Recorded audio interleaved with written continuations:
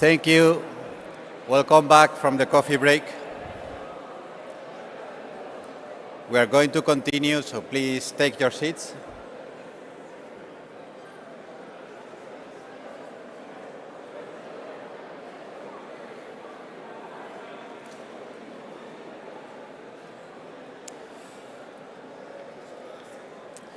We are going to continue now with the second keynote speech of the day.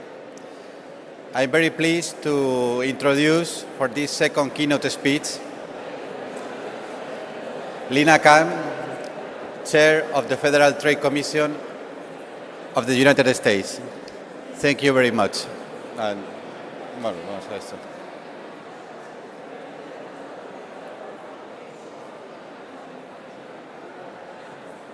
¿Le digo otra vez?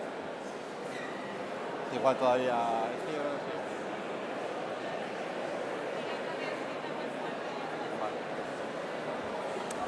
Thank you. We are going now to start the second keynote speech of the day by Lina Khan, Chair of the Federal Trade Commission of the United States. Thank you very much.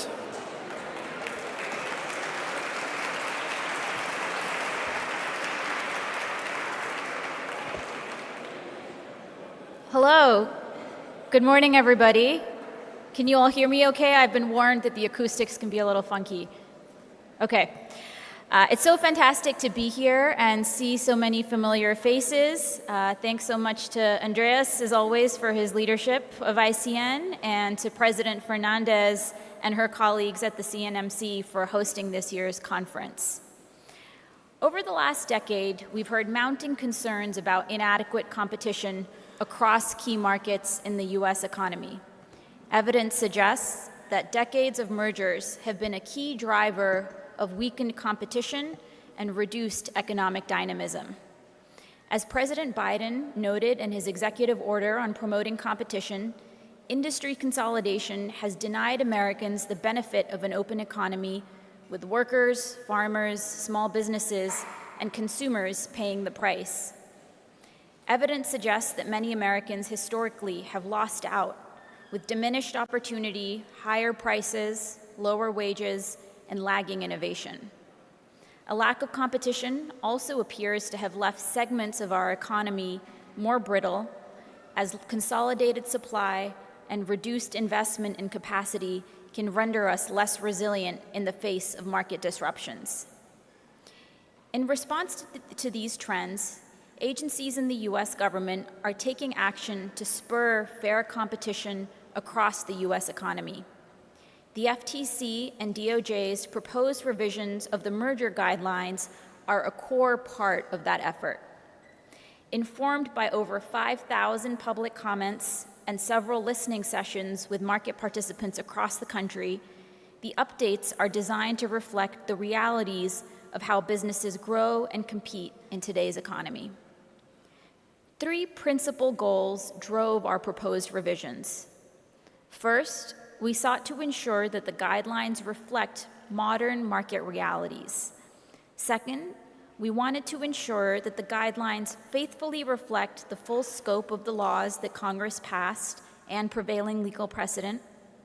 And third, we sought to ensure that the guidelines provide a clear and administrable framework that courts and market participants can easily apply. Today, I'm going to discuss some of the key changes that we've proposed and how recent FTC enforcement efforts demonstrate some of these updated frameworks in action. The guidelines address enforcement blind spots and lay out frameworks for policing mergers in a range of different contexts, including labor, platforms, serial acquisitions, and partial acquisitions. I'll discuss each of these in turn.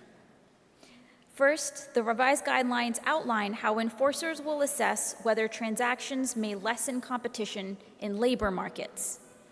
Although antitrust law from its founding has been concerned about the effects of monopoly power on workers, merger analysis in recent decades has often overlooked this dimension. At the same time, empirical research shows that concentration has increased across labor markets with a meaningful decline in worker wages. Informed by this research, as well as widespread input from the public, the proposed guidelines identify how U.S. agencies will assess whether a merger may lessen competition for labor, including, for example, by looking at the merging firm's power to cut or freeze wages, slash benefits, and degrade working conditions.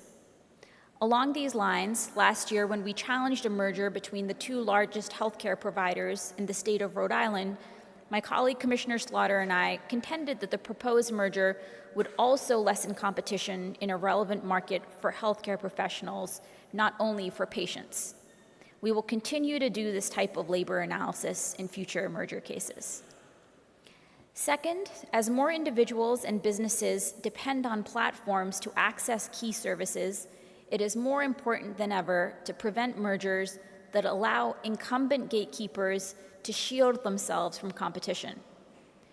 This is why the proposed guidelines specifically lay out how enforcers will assess acquisitions involving platforms, drawing on recent years of experience and learning. For example, the guidelines note that we will consider not only competition between current players offering similar services, but also competition from firms selling on the platform and firms whose offerings could displace an existing platform. Recognizing the special characteristics of digital markets, the guidelines also lay out some of the precise ways that platform acquisitions can undermine competition. For example, an incumbent player may buy up a major platform participant in order to deprive rivals of network effects and economies of scale, or it may buy up a player that was facilitating multi-homing across platforms. Either of these acquisition strategies can unlawfully lessen competition. We recently applied some of this thinking in the FTC's lawsuit to block IQVIA, the world's largest healthcare data provider, from acquiring Propel Media. Our complaint states that the deal would eliminate not just head-to-head competition between the firms, but that it would also enable IQVIA to degrade rivals' access to key data sets or to deprive them of that access altogether. Third, the proposed guidelines address serial acquisitions. Across sectors in the US, firms have deployed roll-up strategies to incrementally consolidate markets. While each individual transaction may not rise to the level of a law violation, the roll-up scheme in the aggregate can still unlawfully lessen competition. The proposed guidelines clarify that enforcers can assess an overall pattern of serial acquisitions or examine it as part of an industry trend rather than just looking at each deal in a silo. Consistent with those principles, in September, the FTC filed a lawsuit challenging a scheme by U.S. anesthesia partners and private equity firm Welsh Carson to roll up anesthesiology practices across the state of Texas. The complaint lays out how these entities systematically pursued a series of smaller acquisitions to consolidate the market. In the aggregate, these deals allowed the firms to hike prices, resulting in Texas patients and businesses paying tens of millions of dollars more than they would have absent this scheme. Evidence suggests that firms may have deployed these types of roll-up strategies across a range of markets, including veterinary practices and nursing homes. Through both bringing cases and updating our policy, the FTC is moving to address these types of stealth consolidation schemes and limit our blind spots. Fourth, the proposed guidelines lay out a framework for assessing competitive harms when an acquisition involves partial control or common ownership. Acquisitions of partial ownership or other minority interests may give the investor rights in the target firm, such as rights to appoint board members, observe board meetings, veto the firm's ability to raise capital, or impact operational decisions or access to competitively sensitive information. For the first time in nearly 40 years, the FTC recently took action against these types of unlawful interlocking directorates by blocking EQT, the nation's largest natural gas producer, from acquiring certain natural gas assets from private equity firm Quantum Energy Partners. Specifically, Quantum's anticipated position as one of EQT's largest shareholders and EQT's obligation to appoint a Quantum designee to the EQT board would have allowed the firms to exchange competitively sensitive information and to influence each other's strategic decisions in improper ways. Fundamentally, the draft guidelines take a practical and empirical approach to gauging competition and emphasize that there is no one-size-fits-all tool or method that can be applied across all contexts. Overall, we are hearing that our approach to merger enforcement is promoting greater deterrence.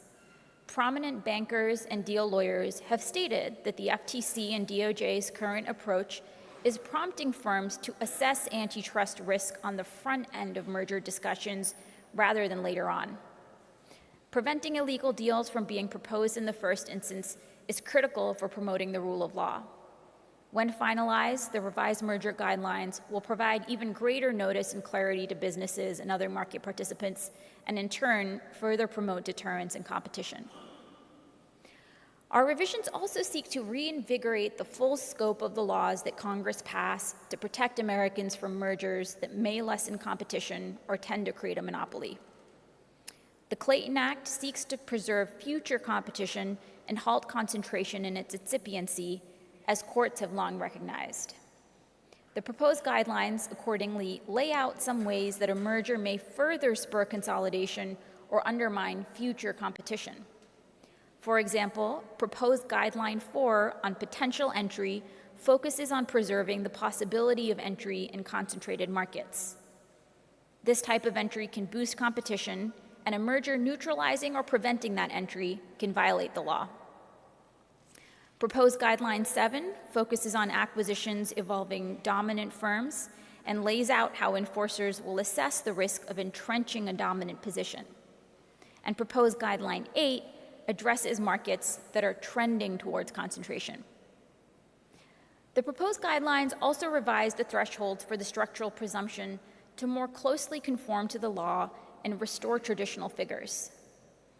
In the United States, courts have ruled that it is presumptively illegal for a merger to significantly increase concentration in an already highly concentrated market. While the 2010 guidelines raised this threshold, our proposed guidelines reset the standard to the one used by courts in past guidelines for decades. As we set out to update our guidelines, we had the benefit of learning from many of you who have recently or are in the process of revising your merger guidelines to address modern market realities, particularly in digital markets. We also observed the broader scope of merger review applied in many international jurisdictions, which highlighted the importance of moving past stale theories and models. It's essential that we widen the aperture of our merger analysis to match the realities of how firms in the modern economy can use deals to stifle competition. Our international engagement has been a critical part of that effort. We are so grateful for the feedback that we've received from many in the international enforcement community throughout this process, and we are confident that the forthcoming final guidelines will be even stronger and more effective as a result. As enforcers, we have the obligation to adapt to new learning while staying faithful to the law and the precedent on the books. The U.S. agency's proposed merger guidelines seek to do just that. Thank you again to ICN for continuing to set the gold standard in antitrust policy and enforcement, and for being such an important nexus for shared learning. Thanks so much.